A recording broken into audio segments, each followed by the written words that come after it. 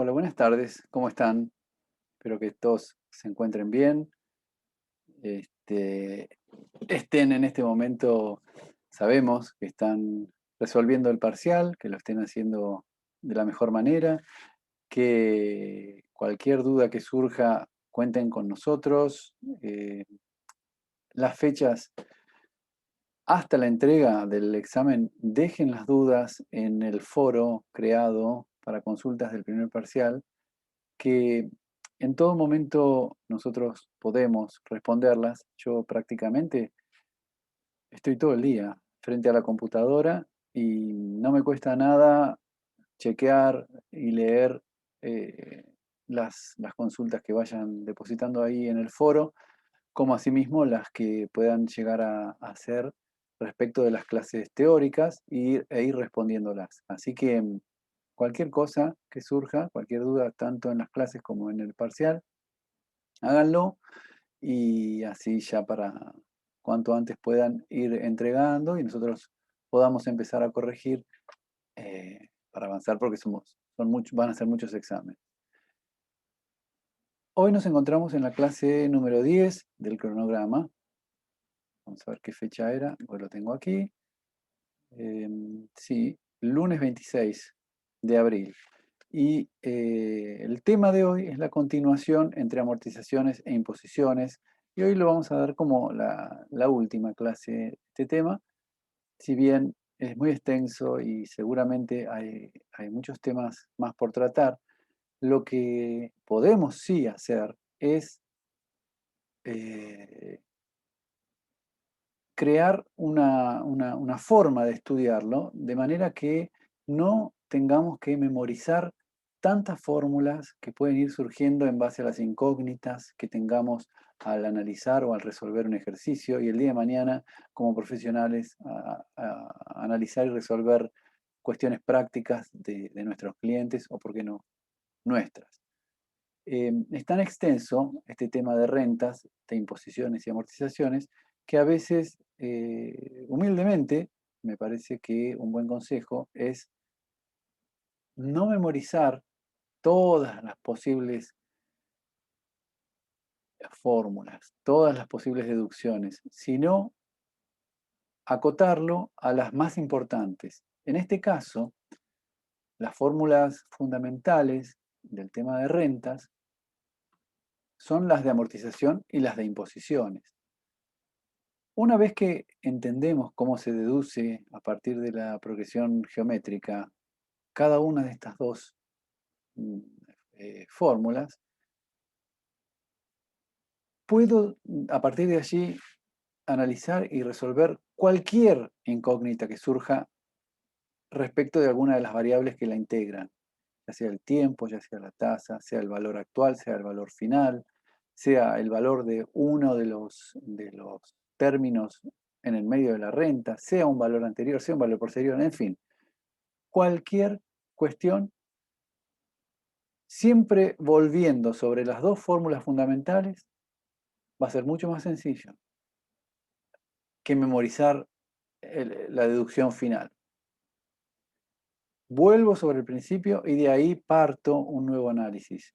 Este ejercicio repetitivo hace que eh, incorpore, no quiero utilizar la palabra memorizar, pero realmente lo que estamos haciendo es memorizar razonando, que eso es lo mejor que nos puede pasar. La memorización sola no sirve para nada. La memorización y la razón sola, si no lo recordamos, tampoco sirve. Lo que sirve es la memorización con la razón, el entendimiento, el análisis crítico, analítico.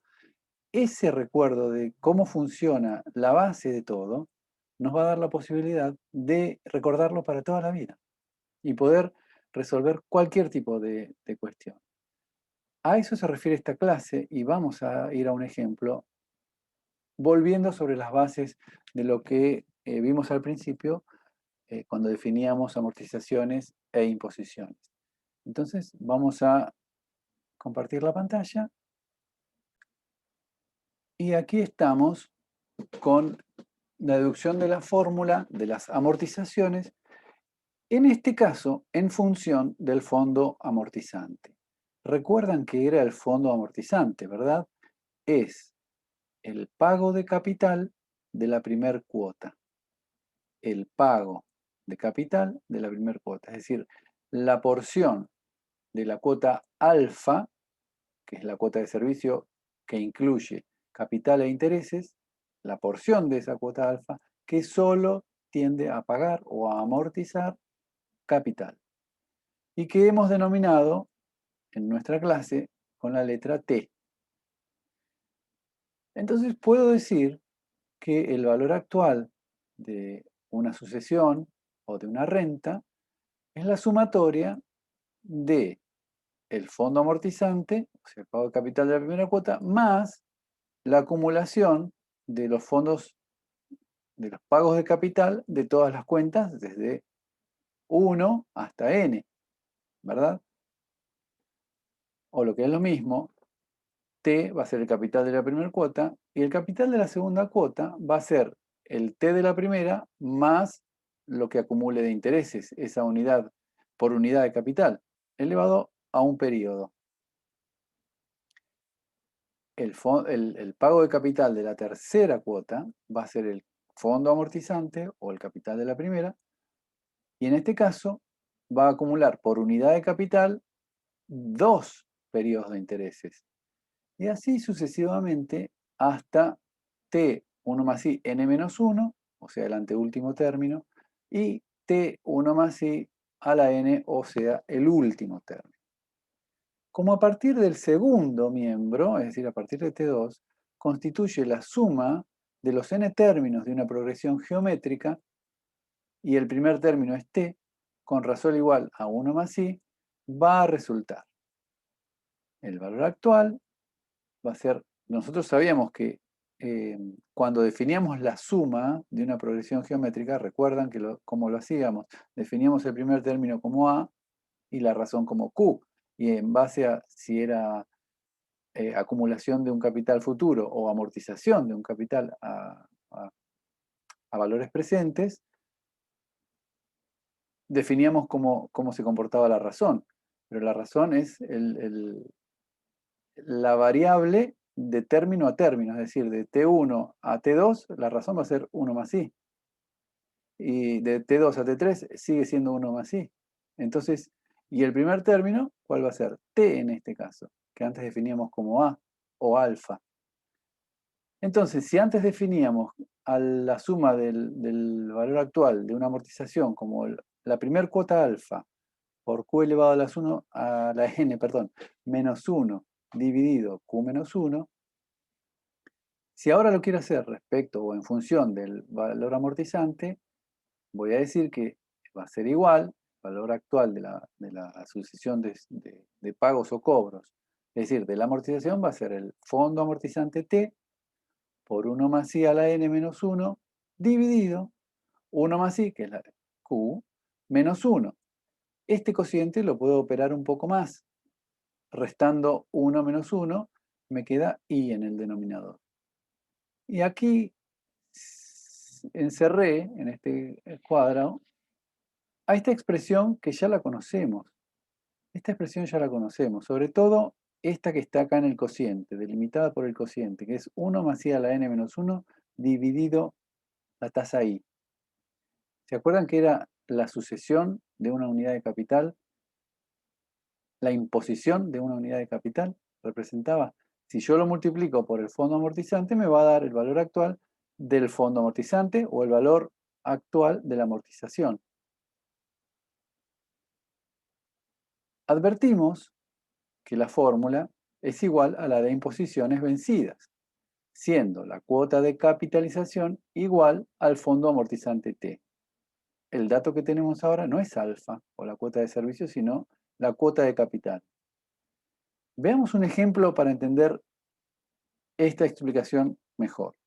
Pasemos a la otra diapositiva y leamos un ejemplo muy sencillo para que incluso mentalmente ustedes lo puedan ejercitar viéndolo en la resolución en el lápiz que está debajo del planteo. ¿Qué suma prestada puede amortizarse mediante 8 cuotas vencidas a la tasa I igual a 0,04 anual, si el fondo amortizante anual es de 500 y se capitaliza anualmente.